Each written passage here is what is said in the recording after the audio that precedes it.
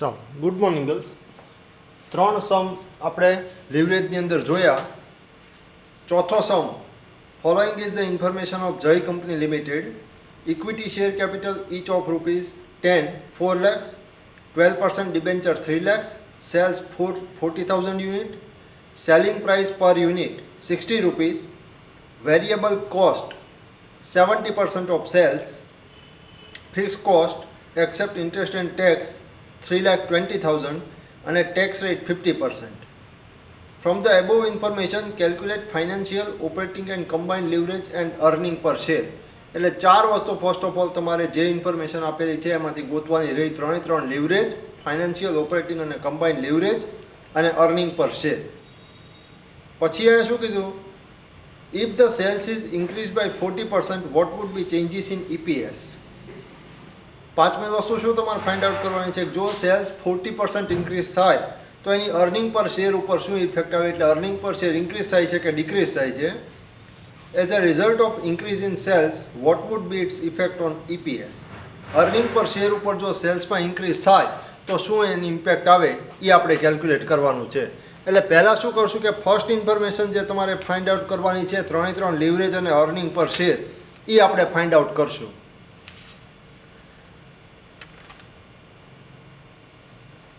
સૌથી પહેલાં તમારે શું ફાઇન્ડ આઉટ કરવું પડે? ત્રણ લિવરેજ જે છે એ કરવા માટે તમારે contribution, earning before interest and tax, earning before tax, આટલું તમારે કેલ્ક્યુલેટ કરવું પડે ત્રણ લિવરેજ ફાઇન્ડ આઉટ કરવા.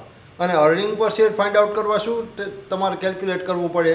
અર્નિંગ આફ્ટર ટેક્સ અથવા તો earning available two equity share holder. એટલે તમને જે સેલ્સ યુનિટમાં આપેલું છે, ત્યારથી સ્ટાર્ટ કરીને એને અર્નિંગ આફ્ટર ટેક્સ સુધી લઈ જવાનું જે ટેબલ આપણે પ્રિપેર કરીએ છીએ એ ફર્સ્ટ ઓફ ઓલ તમારે પ્રિપેર કરવું પડે. એ પ્રિપેર કરો, એના ઉપરથી તમારી ફોર્મ્યુલાની બધી વેલ્યુ છે એ તમને મળે. Cells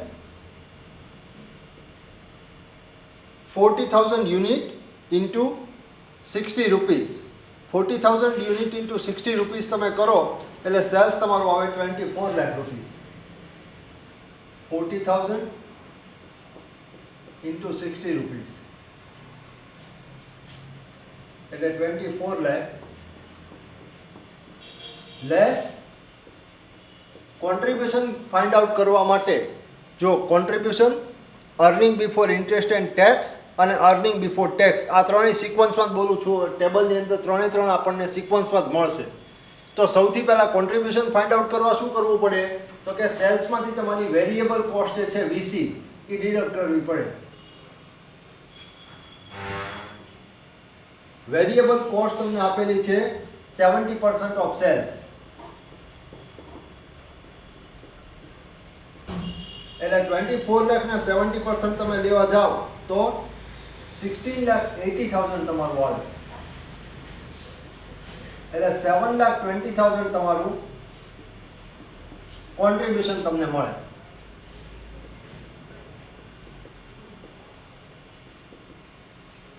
$7,20,000 contribution. એમાંથી લેસ તમે શું કરશો? હવે ફિક્સ કોસ્ટ. ફિક્સ કોસ્ટ તમને આપેલી છે 3,20,000. એટલે 4 લાખ તમારું આવ્યું. 4 લાખ આવ્યું એ શું આવ્યું? Earning before interest and tax, EBIT. EBIT માંથી less interest on debenture. Interest on debenture કેટલું આવે છે? 12% ઓન ડિબેન્ચર્સ. કેટલાના તમારા છે? 3 લાખના. 3 લાખ ઇન્ટુ 12% એટલે 36,000. તો 3,64,000 તમારો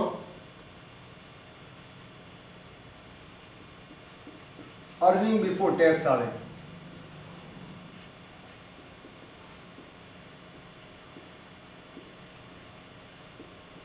અર્નિંગ બિફોર ટેક્સમાં લેસ ટેક્સ કેટલો? 50%. એટલે 1,50,000 પ્લસ 32,000 એટલે 1,82,000.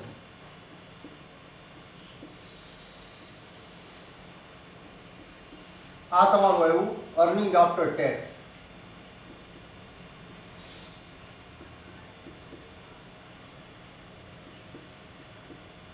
હવે તમારે earning per share find out કરવાનું છે. ઓપરેટિંગ લિવરેજ, ફાઇનાન્શિયલ લિવરેજ અને કમ્બાઇન્ડ લિવરેજ ચાર વસ્તુ ટોટલ ફાઇન્ડ આઉટ કરવાની છે. બેઝિક સેલ્સ એટલે કે 24 લાખનું જે સેલ્સ છે એમાં તમારે ચારે ચાર વસ્તુ ફાઇન્ડ આઉટ કરવાની છે. અર્નિંગ પર શેર અને ત્રણ લિવરેજ. એના માટે contribution, earning before interest and tax, earning before tax અને અર્નિંગ આફ્ટર ટેક્સ આટલી વસ્તુ યુઝ થાય. Plus number of equity shares જે તમને તમારું ઉપર ઇન્ફોર્મેશન આપેલી છે એમાંથી મળે. હવે સૌથી પહેલા EPS ફાઇન્ડ આઉટ કરીએ, earning per share. EPS is equal to earning after tax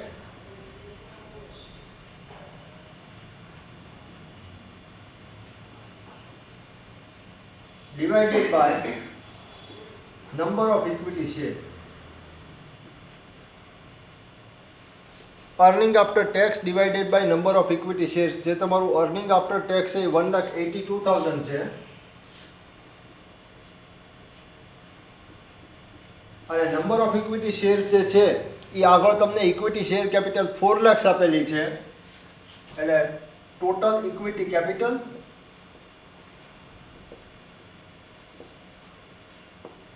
divided by face value.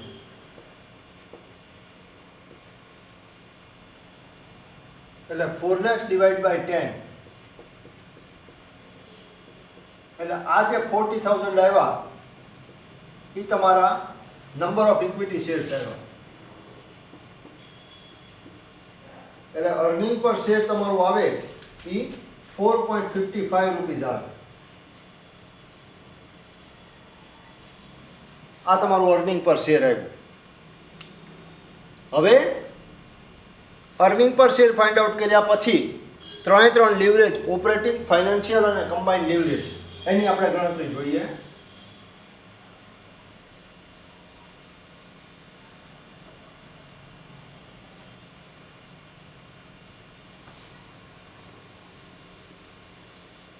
ત્રણની ફોર્મ્યુલા અગાઉના સમની અંદર તમને મૂકીને બતાવેલી છે. ફોર્મ્યુલા ખાસ પાકી કરી લેજો. ફોર્મ્યુલા સાવ ઇઝી છે.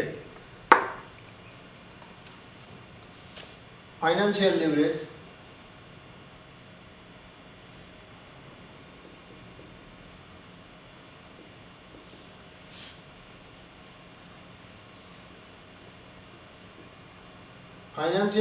is equal to earning before interest and tax divided by earning before tax. એટલે એ તમારું આવ્યું 4 લાખ ડિવાઇડ બાય 3,64,000.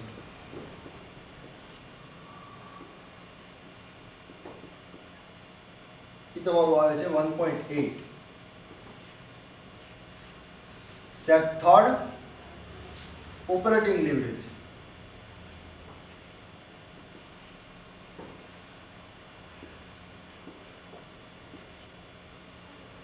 ઓપરેટિંગ લિવરેજમાં ફોર્મ્યુલા છે તમારી કોન્ટ્રીબ્યુશન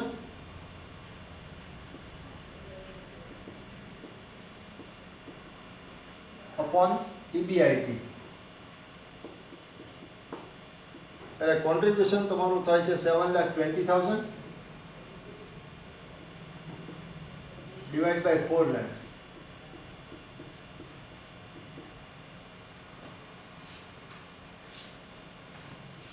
મૂકવામાં ભૂલ થઈ છે. અહીંયા આવે તમારું 1.10 આવે છે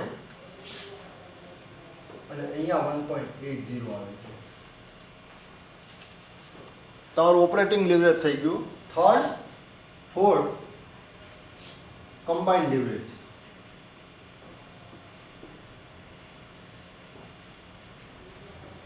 કમ્બાઇન્ડ લિવરેજ અગાઉ કીધું હતું એ પ્રમાણે બે રીતે ગોતી શકાય. આઈધર તો financial leverage into operating leverage કરો તો પણ ગોતી શકાય અને એની ફોર્મ્યુલા કોન્ટ્રીબ્યુશન અપોન EBT છે. કોન્ટ્રીબ્યુશન અપોન EBT મૂકો તો પણ ફાઇન્ડ આઉટ થશે. એક્ઝામમાં એક પણ વસ્તુ ખોટી નહીં પડે.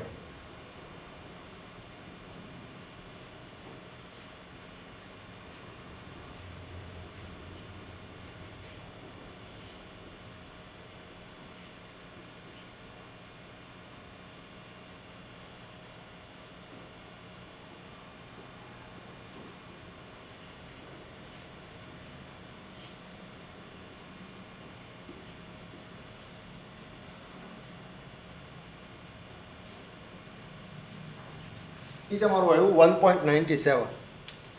ત્રણે લીવરેજ આપણે ફાઇન્ડ આઉટ કરી લીધા અને અર્નિંગ પર શેર જે છે એ સૌથી પહેલાં ફાઇન્ડ આઉટ કરેલું હતું.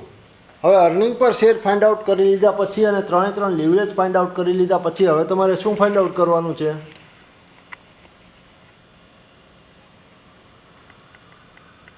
હવે એણે એમ કીધું છે કે જો સેલ્સ જે છે એ 40% ઇન્ક્રીઝ થાય તો તમારું એની અર્નિંગ પર શેર ઉપર શું ઇફેક્ટ આવે એ તમારે ગણવાનું છે. એકવાર નીચે સુધી જોઈ લો એટલે વાંધો ન આવે તમારે.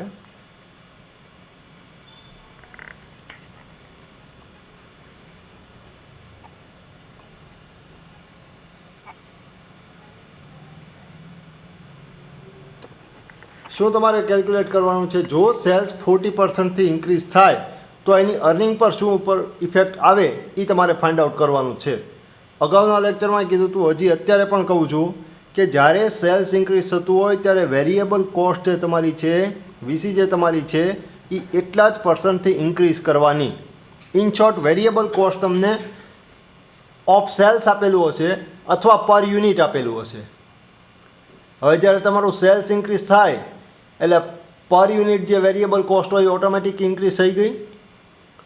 ઓર અધરવાઇઝ છે કે સેલિંગના આટલા પર્સન્ટેજ એમ આપ્યું હોય તો સેલ્સ તમારું ઇન્ક્રીઝ થાય એટલે એટલા પર્સન્ટેજથી આ સેલિંગની જે વેરિયેબલ કોસ્ટ છે એ પણ ઇન્ક્રીઝ થશે.